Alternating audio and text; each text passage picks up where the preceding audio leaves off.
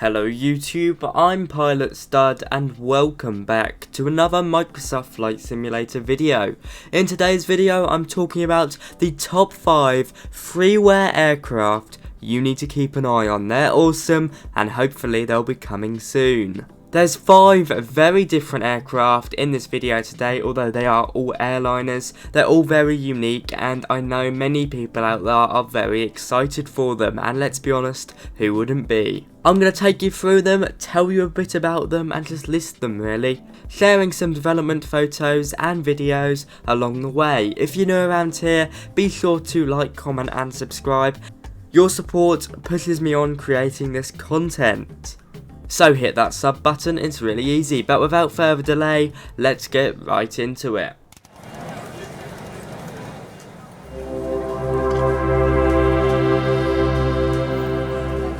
Okay, so at number 5 in this list is the Qbit 737-800.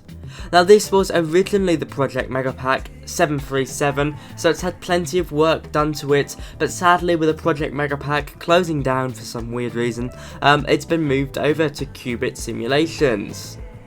Now I've been pretty hesitant showing this aircraft off because of all the stuff with Project Megapack, but I now think it's at a phase where I can start to get quite excited by it. They're sharing some external shots, and yes, it's not perfect, it's nowhere near perfect, let me be truthful, and there's plenty of work to do. I do see a lot of potential here. There seems to be a lot of people behind this, so I can really hope for the best. The only thing I would say, and it's a bit of a red flag with projects like this, is when they jump the gun and start working on liveries before they develop some sort of systems. We've seen it before, and projects like that often go down the drain.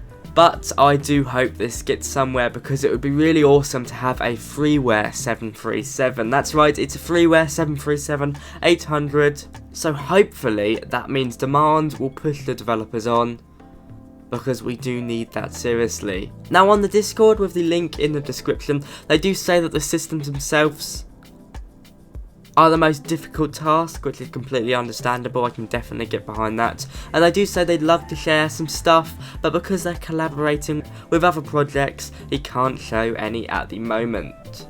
I hope this gets somewhere, as I'm sure many of you do, but I have put it at number 5 because I do believe, while it is freeware, I still think there's a lot of time to go here, and what will really make or break this project is how they get on with the systems. Modelling is coming along very good, I'd say.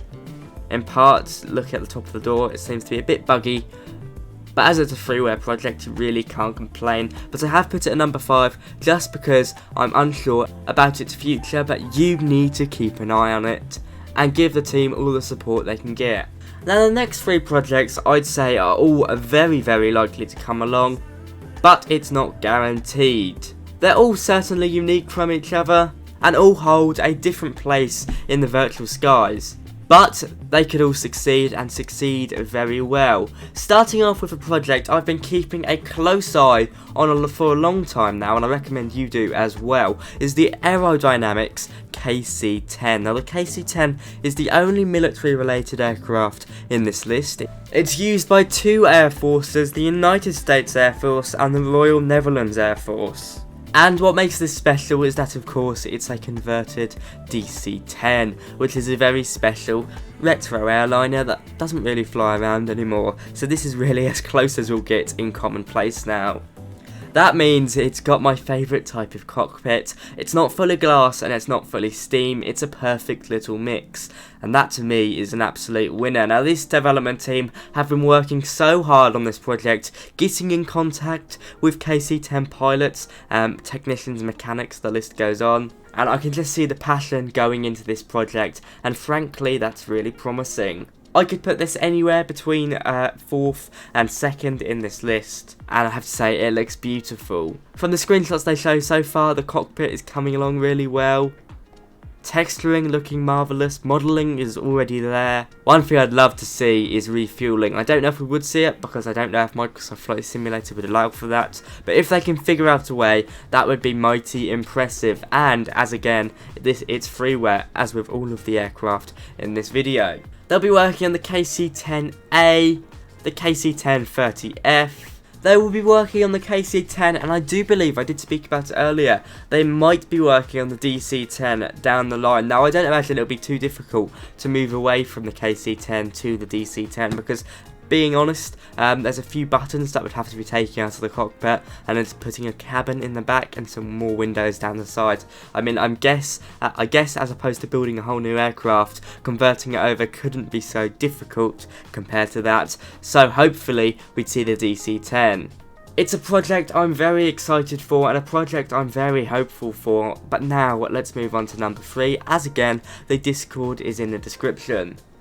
So number 3 is the Synaptic Simulations A220 100 and 300. Once again, it's a project I've been following on for a while, and my goodness, for freeware it looks impressive.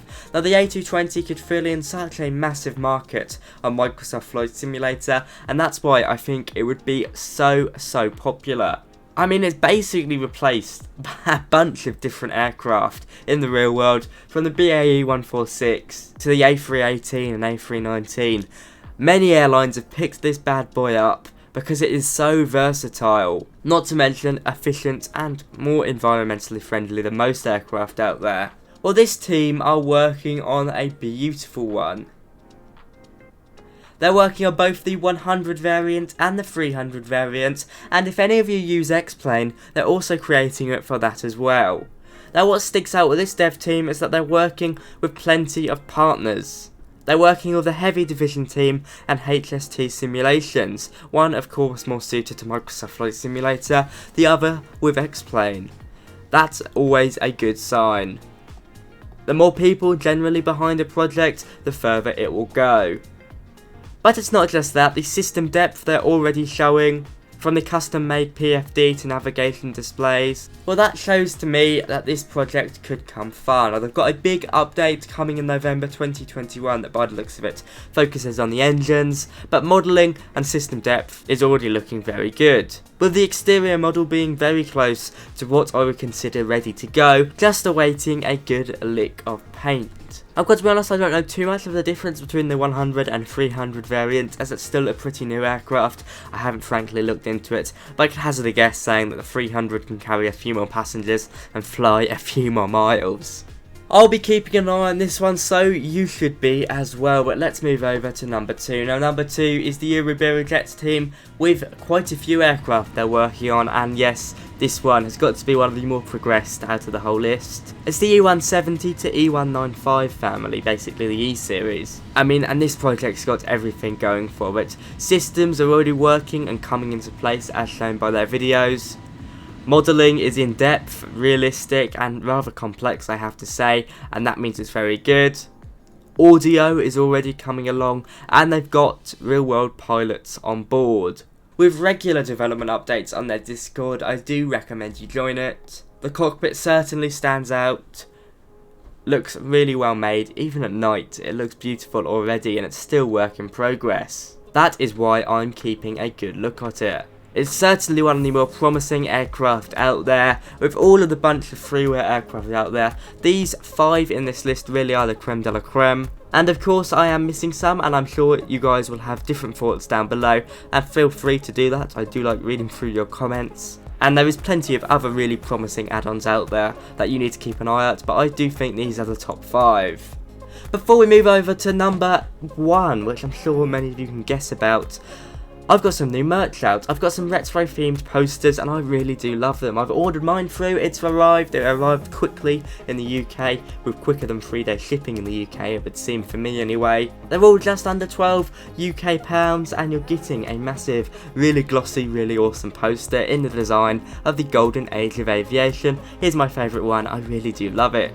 Check it out in the merch bar below if it's updated, or on my shop website, it would be much appreciated. But without further delay, let's move over to number 1. So as you can guess, number 1 is of course the fly-by-wire A380. Now the success of this project is upheld by fly-by-wire's awesome track record. What they've done with the A320 is nothing short of impressive, and I have a whole heart belief that this will progress to being one of the best, if not the best, freeware project for Microsoft Flight Simulator, because of course the A320 Neo that they've made, the A320NX, is number 1 at the moment, but if this gets released and gets released well, I think it's a no-brainer that will overcome the success of the A320NX, which has brought so many people into the more realistic study level side of simming in such a fun way, where they've been so awesome at telling everyone about it and communicating, and they continue to blow us away every day. So hopefully the A380 will live up to that, and at the moment with its impressive modelling already, I have the full belief that it will do. Join their Discord for exclusive updates, and of course be sure to subscribe to my channel for updates as well, because normally I'll make sure I get them to you as soon as I can. But from me today, that is all. These are 5 freeware projects you need to be out on the lookout for. I hope they all succeed, and I imagine most of them will do. But from me today, that is all. Thank you so much for watching. If you did enjoy, be sure to like, comment and subscribe. It really helps me out. But from me today, I'll see you around. Last thing I want to say is thank you to my channel members. Thank you to Owen K, Captain Matt Russell, Ethan B. Beck, Jesse Wiseman, Simon Schmidt, Fanny Leibenberg, and hello, you guys really do help me out. I'll see you around wherever you are. Have a great night or day. Bye bye.